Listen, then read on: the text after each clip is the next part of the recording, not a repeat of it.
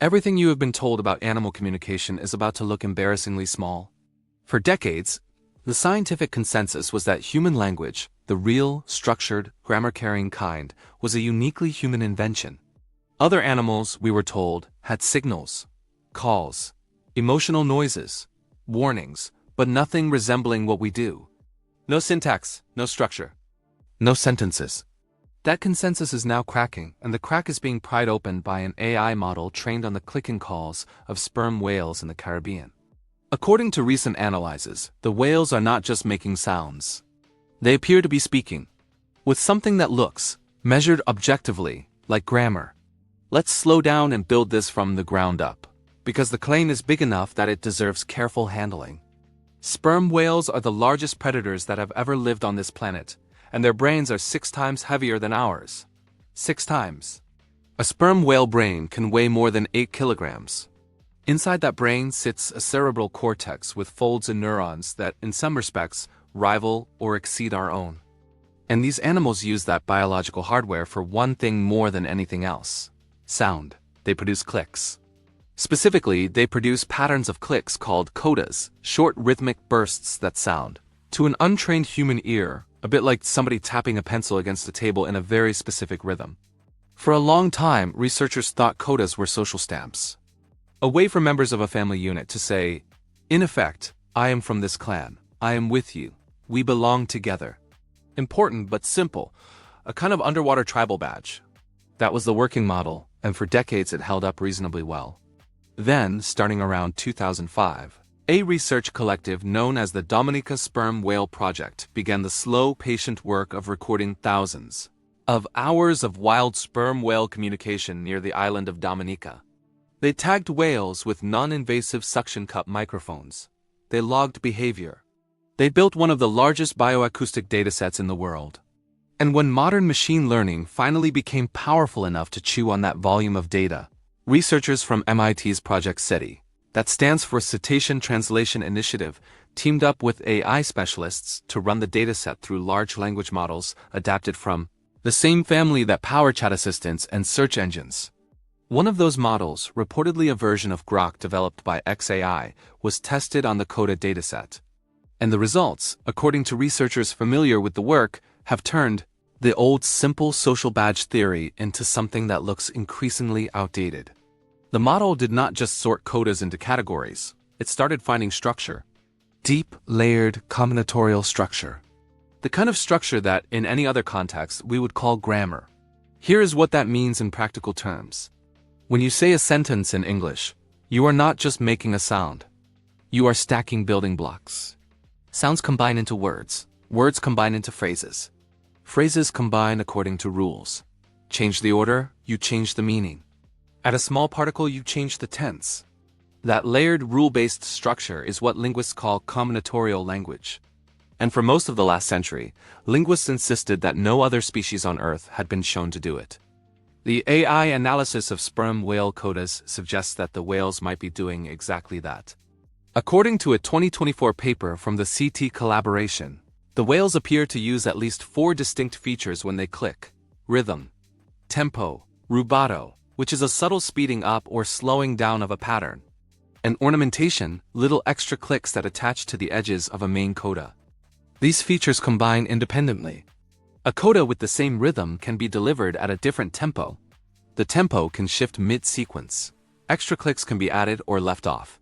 And the combinations are not random. They show statistical patterns that behave remarkably like a phonetic alphabet. In a human language, phonemes, the individual units of sound like the p in p or the t in t, combine to form syllables. Syllables combine to form words. Words combine to form meaning. What the AI is detecting, or at least what it strongly suggests, is that sperm whales may be operating at the phoneme and syllable level. Not the word level, not quite yet, but somewhere in that neighborhood. And here is the part that made some of the most hardened researchers in the field sit up straight. The patterns are context-sensitive. Meaning, the structure of a coda appears to shift depending on who is speaking, who is listening, and what is happening in the environment. A mother whale speaking to her calf uses one distribution of patterns. 2 males meeting after a long separation use another. Whales coordinating a deep dive for squid use a third. That kind of context sensitivity is not just signaling. Signaling is a fire alarm. It means one thing, regardless of situation. This is closer to conversation. To ground this in something concrete, imagine sitting in a small boat at night off the coast of Dominica, headphones on, listening through a hydrophone. What you hear is not song. It is not the haunting melodic tones of humpback whales. It is staccato, crisp, almost mechanical. A sequence of clicks, then a pause, then another sequence. Another whale answers from somewhere deeper. The pattern shifts. The pause lengthens. Then, for a moment, 2 or 3 animals click in something close to overlap, and the overlap itself has structure. A layered rhythm that a trained ear might mistake for a percussion ensemble. Researchers who have spent long hours with this audio describe something that grows stranger the longer you sit with it.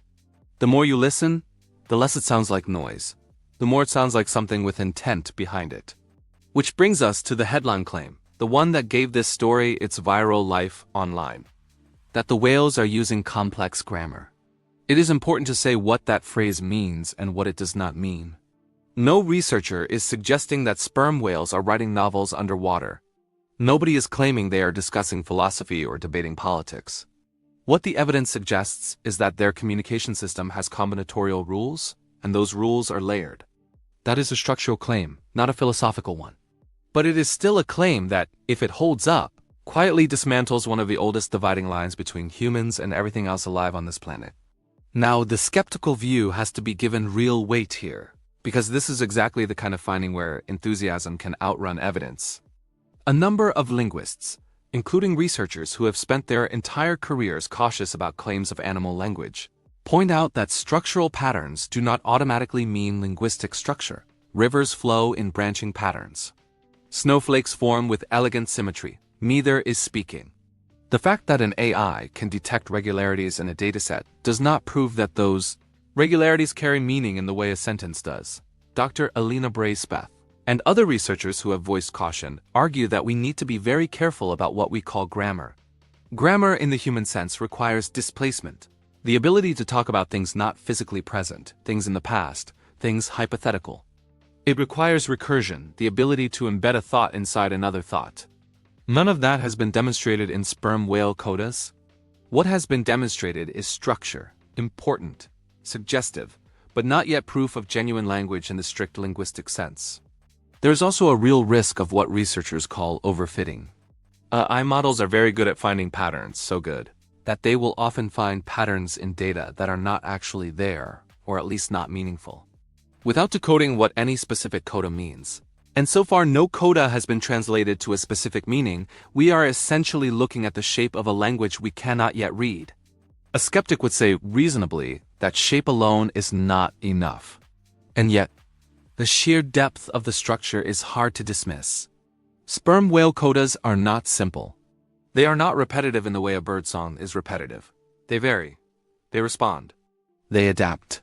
Young whales take years to develop their coda repertoire in a pattern that looks a lot like human language acquisition, with babbling phases, imitation phases, and gradual mastery.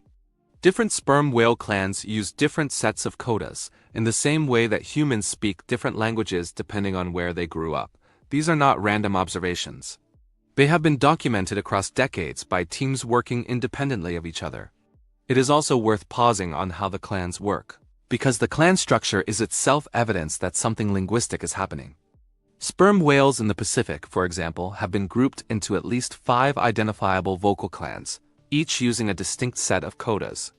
A whale from one clan and a whale from another clan, even if they meet in the same patch of ocean, will not produce the same patterns. They recognize each other as different. They avoid mixing. And when a young whale is born into a clan, it learns the clan's coda set from its mother and the other females around it, gradually shaping its own output to match. That is culture. That is generational transmission of learned communication. In linguistic terms, the whales are not just using structured vocalizations. They are using structured vocalizations that carry cultural identity. Dialects, essentially. And dialects imply a shared system flexible enough to drift, to vary, and to be taught. There is also the neurological side of the argument. Sperm whales have spindle neurons, a specific type of brain cell once thought to be unique to great apes and humans. associated with social cognition and self-awareness. Sperm whales have not just a few of these. They have substantially more than we do. Their brains are wired for deep social processing, and their lives are structured around social behavior. They live in matrilineal clans. They babysit each other's calves. They mourn their dead. Taken together, the hardware and the behavior suggest an animal that has every reason to have developed a sophisticated communication system. The AI analysis is simply the first time. We have had the tools to hear it clearly. Consider what this would mean if it holds up. It would mean we are not the only species on this planet with structured language. That alone would rewrite textbooks in linguistics, biology, philosophy, and ethics. It would mean the line between humans and non-humans is not a wall, but a slope. We are not on a pedestal. We are on a gradient. And somewhere along that gradient, sitting quietly in the deep Atlantic, is another species that is also, in its own strange, echoing way, using words. It would also mean something practical. If we can decode the whales, if we can eventually translate what the codas actually mean, we open up a possibility that would have seemed like science fiction a generation ago. Two-way communication with another intelligence. Not an alien, not a robot. A living, breathing, thinking creature that shares a planet with us and has been trying, maybe for as long as our species has existed, to say something. What might they say? Nobody knows yet. And this is where the story gets harder to tell, because the speculation runs ahead of the data very quickly. Some researchers working in this space have suggested that because sperm whales have long memories and long lives, their communication may include elements of oral history. Things passed down from mother to daughter to granddaughter across generations. A record of hunting grounds. A record of threats. A record, perhaps, of us. After all, sperm whales were the primary target of the global whaling industry for more than a century. Our boats, our harpoons, our industrial fleets. If whales remember, they remember that too. There is even an unconfirmed line of discussion, circulating more in popular media than in peer-reviewed journals, that specific codas recorded in the post-whaling era appear in patterns not documented before. What this means, if anything, is genuinely unclear. But it is not hard to imagine that a species so deeply affected by human behavior might have developed ways of communicating about it. That idea is speculative. It is worth flagging it as speculative, but it is also hard to set aside completely. It is worth noting as context that sperm whale populations appear to have changed their behavior substantially in response to whaling.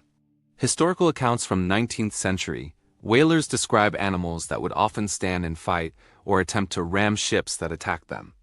Modern sperm whales tend to flee, and they tend to flee in coordinated groups. That coordination requires communication. If the communication system evolved or adapted, or passed new patterns between clans during and after the whaling era, that would represent a form of cultural learning on a scale rarely documented outside of human populations. Researchers at Dalhousie University and other marine biology programs have traced some of this history in detail, and the picture they sketch is of a species that adapts not genetically, but culturally, through transmitted information. The AI analysis does not invent this idea. It sharpens it. It gives it a structure that can, for the first time, be studied at the level of individual units of sound. Zoom out, and the picture gets stranger. On a technical level, what the AI analysis offers is a tool, a new kind of lens. Not just for sperm whales, but for the entire living world. Elephants, dolphins, corvids, octopuses, all have complex signaling systems that we have barely begun to analyze at this depth. If models like Grok and the custom linguistic architectures being built by Project CETI continue to mature, we may be standing at the beginning of a decade where we finally learn how much conversation has been happening around us the entire time. A decade in which we move from thinking of animals as signal senders to thinking of them as speakers. On a historical level, this would mark one of those rare moments when a scientific field quietly turns over. The way geology turned when plate tectonics was finally accepted. The way biology turned with the confirmation of DNA. The way astronomy turned when we admitted that Earth was not the center of the universe. Each of those shifts started with a stubborn dataset and a small group of researchers refusing to ignore it. On a deeper level, there is something unsettling in this too. If language is not unique to humans, a lot of our philosophy has to be rewritten from the ground up. Our ethics around animal welfare, our treatment of wild populations. the legal and moral frameworks that separate a person from a non-person. Courts have already begun to hear cases about legal personhood for great apes and elephants. A confirmed linguistic species in the open ocean would accelerate those conversations considerably, not instantly, not cleanly, but inevitably. And then there is the question that sits at the back of all of this, the one that is hardest to answer. If another intelligent species has been talking for as long as we have, and we are only now at this late hour starting to listen, what does that say about us? About how we pay attention, about what we have been willing to hear. The AI has done its job, or at least started to. It has pulled the signal out of the noise. It has given shape to something that was always there. The rest, the meaning, the message, the decoding, is work that is only just beginning. And it is work that might take years, possibly decades. But for the first time in the long history of human curiosity about the other intelligences on this planet, the finish line is visible, even if it is still far off. But for the first time, we have a reasonable expectation of finishing it. For the first time, there is a real chance that sometime in the next few years, a human being will hold a transcript of a conversation between two sperm whales and know what was said. Not infer it. Not guess at it, know it. There is one more thought worth sitting with before we close this out. If whales have genuine linguistic structure, it raises a harder question about all the other species we have been writing off as mute. Dolphins produce signature whistles that function like names. Elephants appear to use low-frequency rumbles that carry over kilometers. Prairie dogs, of all animals, have been shown to encode specific descriptors for different predators in their alarm calls, including information about color and size. None of these has yet been confirmed at the level of grammar, but none of them has been ruled out either. The tools that are being sharpened on sperm whale data now will be turned on these species next. And if the track record holds, what looks like noise today will look like conversation tomorrow. That possibility changes the way a walk through a forest, or a dive in a reef, or a drive past a field of livestock ought to feel. The silence of the natural world, we are beginning to suspect, was never silent. It was simply speaking in frequencies and structures our ears and instruments could not follow. Now the instruments have caught up. The listening has begun. And what comes next depends on whether we can manage the humility to hear. What do you think they have been saying all this time? Worth thinking about, because whatever the answer turns out to be, the world we were told about, the one where humans stood alone at the top, talking among ourselves, was probably always a little too small to hold the truth.